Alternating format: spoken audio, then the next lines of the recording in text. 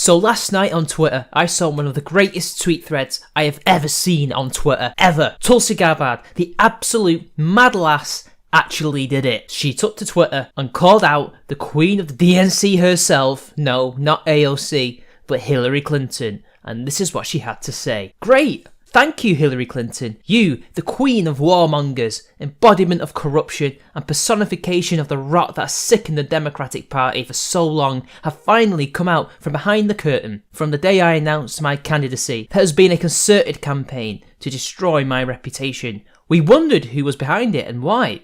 Now we know. It was always you, through your proxies and powerful allies in the corporate media and war machine, afraid of the threat I pose. It's now clear that this primary is between you and me. Don't cowardly hide behind your proxies. Join the race directly. That is one of the most ballsy statements I've ever seen, and she is actually trying to challenge Hillary to enter the race herself, which, to be fair, a lot of people in the Democratic Party and supporters would actually welcome, and she would probably, I think, judging through polls, she would actually be third place, which would push more of her proxies further back. And it's already packed with candidates as it is. Wow, this is an actual throwing down the gauntlet here. This is insane. I love it. But nothing is wrong about the statement that she made, and it is very important that she said this, because it is about time that somebody in the DNC actually stood up to the neoliberal establishment that Hillary, Pelosi, Biden,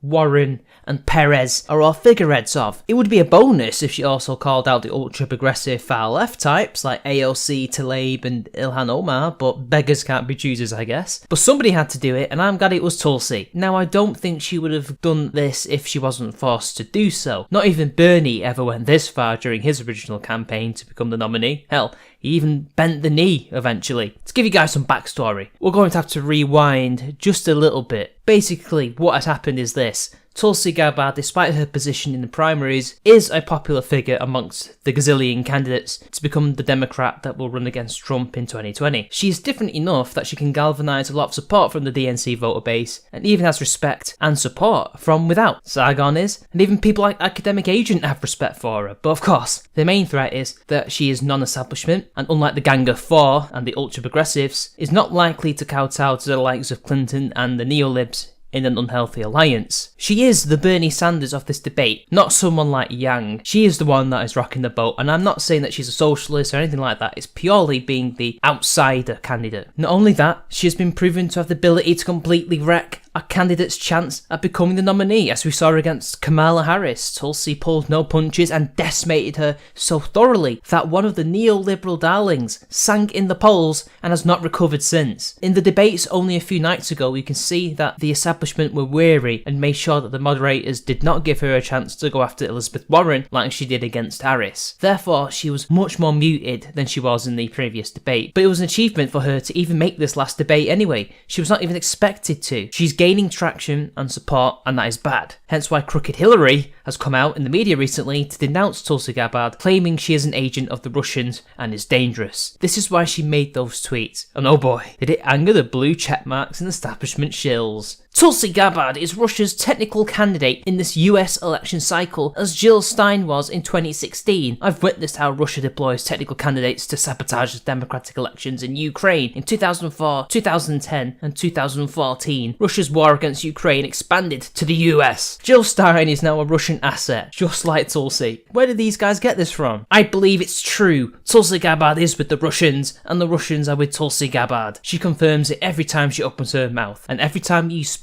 your stupidity is confirmed. From the week, Tulsi Gabbard has an unhinged response for Hillary Clinton's Russian allegations. Of course, when establishment Democrats like Hillary and her shills attack Tulsi with unfounded claims of being a Russian asset, that's normal, that's sane, that's not unhinged. But Tulsi Gabbard makes legitimate criticisms of the DNC queen and defends herself. Now that's unhinged. Tulsi Gabbard is so totally not backed by Russia that Russia's state news service is running articles amplifying her when she says she isn't. Russian state TV reports the news. Tulsi confirmed asset. The BBC also did that. Is she now a British asset? The words Tulsi Gabbard appears on Tucker Carlson tells me everything I need to know about Tulsi Gabbard. Oh wow, Tulsi dares to speak to the opposite side. Obvious Russian agent. A short list of folks who are fans of Tulsi Gabbard. Bashar al-Assad, Tucker Carlson, Steve Bannon, Richard Spencer, David Dukan. Checks notes. Sigh.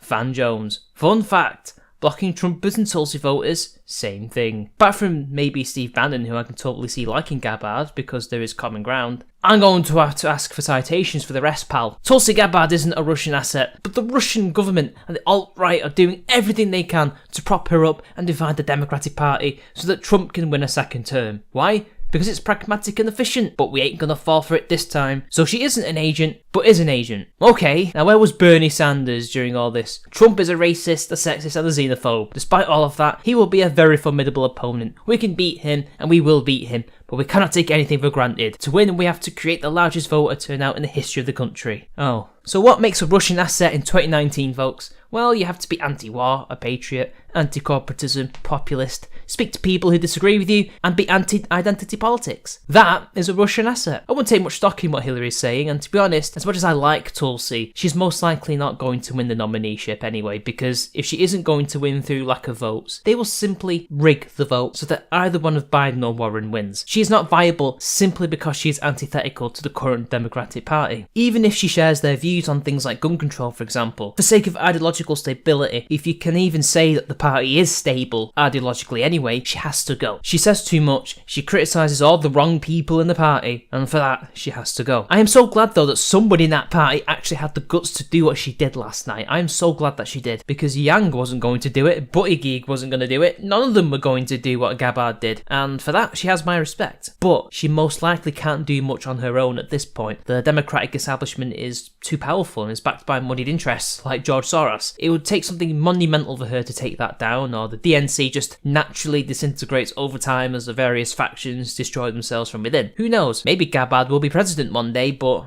not right now. But at the very least, she has hopefully started something good here, and perhaps these neoliberal cultural Marxist types' days will be numbered. But I wouldn't hold my breath.